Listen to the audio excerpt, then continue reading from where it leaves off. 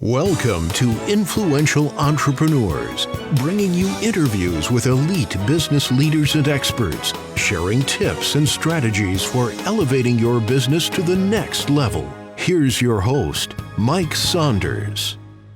Hello and welcome to this episode of Influential Entrepreneurs. This is Mike Saunders, the Authority Positioning Coach.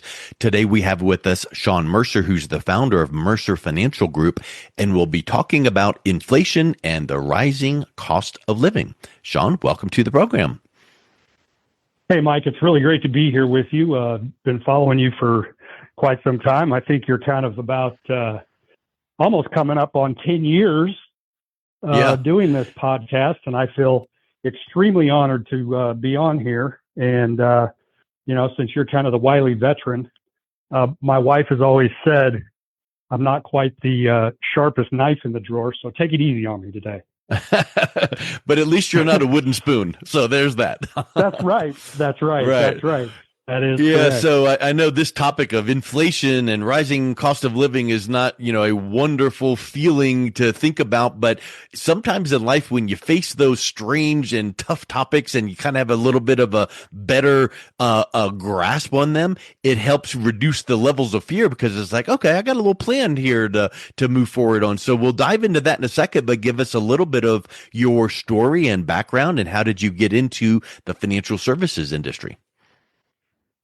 Well, thanks for having me on the program, first and foremost. And I kind of am sort of a child of financial service and insurance. My father was in the industry. And then in 1994 was when I first kind of got licensed, a little bit more on the insurance side. And then that morphed into owning a registered investment advisory firm in the Colorado area.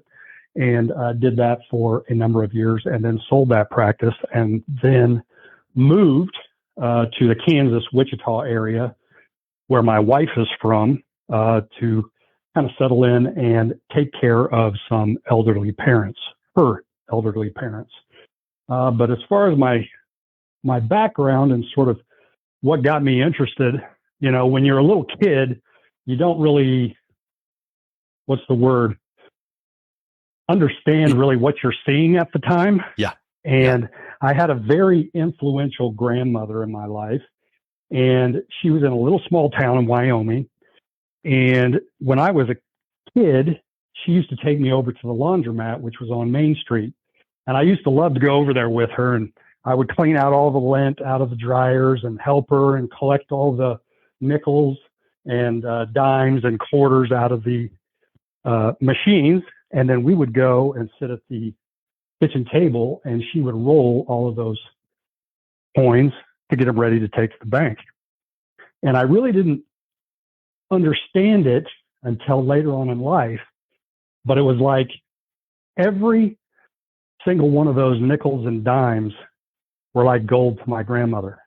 And she also used to collect cans as well. So she used to go around this little town and collect aluminum cans out of, the dumpsters behind the restaurants or the convenience stores. And she was doing that because she had to. And you don't really realize that when you were growing up as a kid. You're just spending time with your grandparents, having a good time. But as you get older later on in life, you realize that was a source of income for my grandmother. And every one of those nickels and dimes was like gold to her. And so in realizing that was sort of what drove me to get into financial services, to be able to help people to make sure that their money was protected if it needed to be protected or growing sufficiently in a way that it needs to maintain their lifestyle moving forward.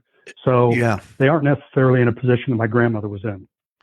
It's interesting that probably you remember those little I guess cartoons back in the day, Saturday morning cartoons, when you'd see the little character on the person's left shoulder and right shoulder, and one saying do this and the other no, don't do that. It makes me think of your story there when you're working with your clients. It's almost like you've got the little idea of your grandmother where you're saying, I'm giving this advice to this client. I want to make sure that I'm watching over their nickels and dimes and quarters and dollars and making sure that they're taken care of. And that message just comes through loud and clear. Absolutely. And it's one of those things. Everybody's pile of money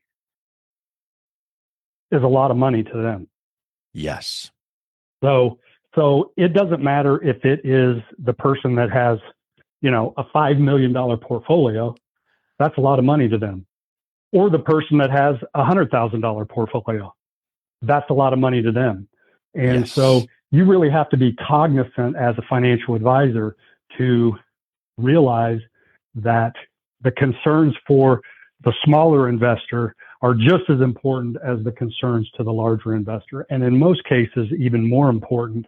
And then that kind of gets us back to our topic of just kind of, inflation and the cost of living, because I think people have really experienced that to a larger extent here just in the last 3 to 5 years than probably what they've experienced over the past, 20 years.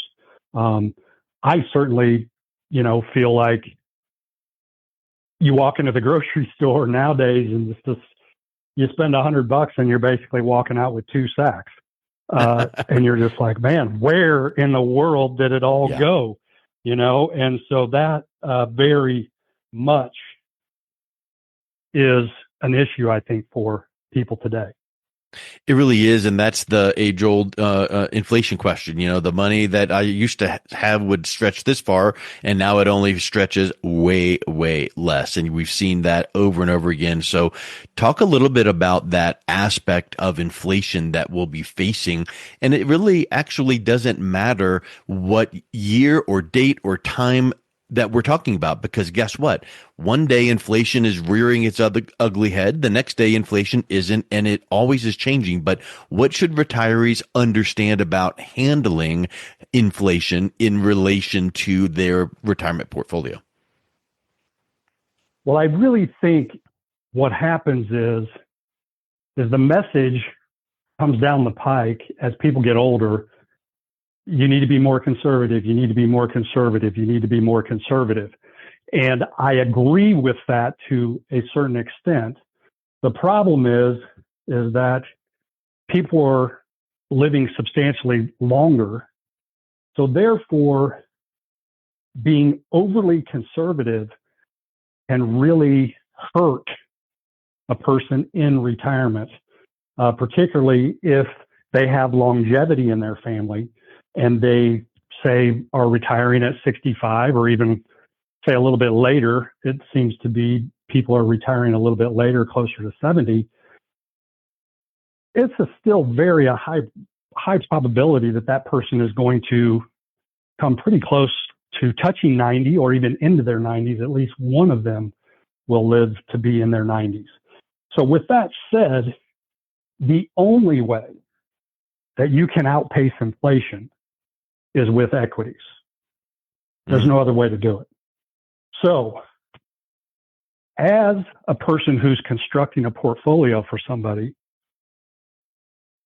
we really have to assess the longevity, how much time they really feel that they are going to live in retirement. And then based upon that, provide them with some guidance and some true understanding that at 65 years old, you can't just go take all your money and throw it in the bank, particularly if you're not one of those individuals that has, a very large retirement and it doesn't matter. Yeah. Okay. Those people are few and far between that have, say, a retirement portfolio of $5 million or higher. And it's basically like they have more money than they can spend. because most likely they've paid their house off. They've been very, very diligent. They have $5 million. They can literally let it sit in the bank and they are not going to outlive their money. Now, if you're a normal person, and let's say that your retirement portfolio is somewhere in that $500,000 to $1 million range, you are going to have some exposure to equities to be able to keep up with inflation moving forward, because the purchasing power of your money is going to constantly be eroded over time. And if you are going to be in retirement for 25 to 30 years, it's my personal belief that you are going to have some hedge. And so what we like to do is create a strategy that, number one, I always tell my clients, you never, ever, ever want to be retired and withdrawing money from a position of weakness. And what I mean by that is you do not want to be spending money out of your retirement accounts in a losing situation. Because everybody's heard of dollar cost averaging and how great that is. Well, it's super great when you're working because you're buying equities at a lower price. You're getting more shares. Well, once and you it's are super retired, great when you're younger, when you have a lot of runway to recoup any potential losses. Absolutely. But once you're retired and you're pulling income out, you now are dollar cost averaging in reverse. And basically the damage that can cause, particularly if you're in early retirement, it can be devastating. And it really happened to people in 2008, people that retired just previous to the crash. And then all of a sudden they're wanting to take out some money. They take out money, and just a prime example, say pre-crash, it took you 100 shares to redeem to create your income. Well, then imagine if it took 200 or 300 shares to redeem to create that exact same income level. It is literally devastating. So back to that position of weakness is you have got to create a strategy that can provide you income. And we kind of call this the foundation. You have got to have a source where you could actually take income out for, say, 3 years consistently, that it does not matter what the market does. 100%. So that is going to be safe. Go ahead. It's going to be a safe and guaranteed bucket that you can write out the ups and downs of the S&P 500. I'm sure you've probably have heard this before. The S&P 500 has only lost 3 consecutive years in a row, like 3 times in its history. So you're going to be fairly safe with that it's like, hey, I've got a bucket over here that is completely safe and guaranteed that when the stock market goes up and down, I'm going to be able to take my income out of there and my equity positions can maintain. Then you utilize sort of that equity position, and when it's in the good years, then you use that bucket to replenish the first bucket, and then your second bucket can be, bond alternatives, could be bonds, could be structured notes, could be some different types of strategies that can provide you some income as well, and just create a multi-bucket strategy that can allow you to maintain your lifestyle and replenish and keep up with inflation. So, Shawn, you work with a proprietary process called the Pinnacle Path Method. Tell us a little bit about how that works and how that helps retirees stay ahead of these rising costs. Yeah, this is really just a proprietary retirement method that we have put together. And so what it's going to do is it's just really going to take a client down the path, the process, to put together what their goals are, lifestyle that they want to achieve, what their beneficiary requirements are, if they want to do legacy planning, whatever it may be. It's going to be a comprehensive plan that is going to take them from A to Z, from retirement to fulfillment of the will, as we like to say, and put together exactly sort of what we've discussed based upon what their mitigating factors are, what their income needs are, what their health care situation may be, and then what their plans are for any of the monies that are left over. Mm-hmm. And so that is ultimately what that is. This really isn't anything new. Pretty much every advisory firm is going to have their process to take a client from A to Z. And this is what our process is. And we feel that it does have some unique things to it because, as just stated, oftentimes you get a lot of people probably on this program that they really talk conservative, safe, this, that, and the other. And like I said, I feel that that's great for certain people, but not necessarily for everybody, because your money is not going to keep up with the times. And with any plan, it has to be reviewed. So you put the plan into place, knowing the facts that we have in the moment. And then every 6 months to 12 months, you're reviewing it to see if anything changed. Not that the plan was wrong, but, this external factor adjusted a little bit. So we need to make these changes, or, inflation went up or down, or the cost of living. So how often are you recommending that your clients sit down and relook at that plan, kind of like an annual review or semi-annual? Yes, absolutely. At a minimum on a yearly basis. Sometimes clients will want to sit down, on a quarterly basis, or at least just sort of check in quarterly. The nice thing about having a multi-asset allocation type plan is that not only in the down years do you have a strategy, but then in the good years, you also have a strategy.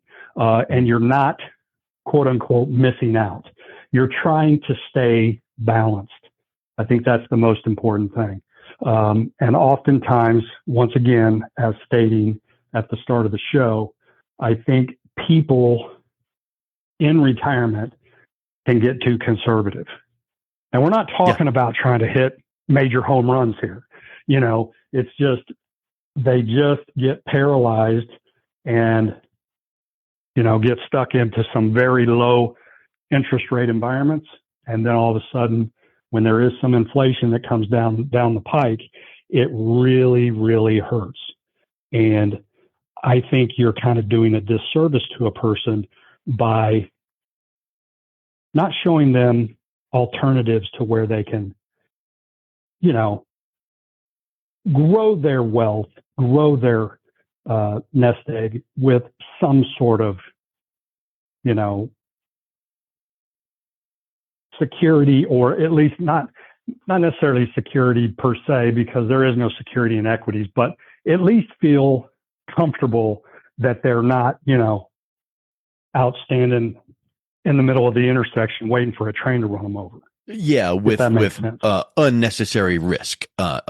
And it reminds me of, have you ever heard of shiny object syndrome, where it's like, let me try that, let me try that, let me try this because it looks neat. Well, when you have a plan in place, it's dialed in, locked in, you stay the course unless something drastic happens. You don't get tempted to try all the newfangled things you see out there online, because there's about 4,000 a day that you can get distracted with. So I think having that plan in place and then just watching it a couple times a year, just kind of making any adjustments, just makes a whole lot of sense. Absolutely. And the importance of it is that, say, for example, a person is wanting to take out $3,000 a month in income today. even at a 3% inflation rate, in 20 years, the purchasing power of that amount is going to be down to $1,660. So that's a 44% loss in purchasing power just over a 20-year time frame. So you sit there and you look at that from age 65 to age 85. I think the majority of your listeners probably feel that 85 really isn't that far of a number out there for most people, particularly particularly today. That basically, in a nutshell, makes it pretty crystal clear that you better, if you are the normal person, okay, and that's what I like to use, the normal person that, has worked hard, has saved their money, and put together a decent nest egg, okay? Let's use that $1 million figure. I think that's probably sort of the normal person range, okay? You can obviously see how important it is to be able to keep up with inflation if you're going to spend down that money over a 20-year time frame, and make sure that you still feel halfway cozy when you're 85 and your nest egg's not $100,000. So plan for the worst, have a plan in place, and then if the worst doesn't happen, you're well ahead. And if the worst does happen, you've got a plan in place. That's been some really good insights there, Shawn. If someone is interested in reaching out and connecting with you to learn more and see how they can put that plan into place for them, what's the best way that they can do that? All of our contact information is at our website. It is Mercer, MERCER, FG, so that is Frank George or financialgroup.com. So mercerfg.com, and they can send me an email, get a hold of us there at the office, whatever it is, and would greatly appreciate the opportunity to be able to chat with anybody on a one-on-one basis. Thank you, Shawn. I really appreciate you coming on. It's been a real pleasure chatting with you. Hey, Mike, it's been great today. And once again, thank you very much for the opportunity and having me on the show. It's been wonderful. You've been listening to Influential Entrepreneurs with Mike Saunders. To learn more about the resources mentioned on today's show or listen to past episodes, visit www.influentialentrepreneurssradio.com.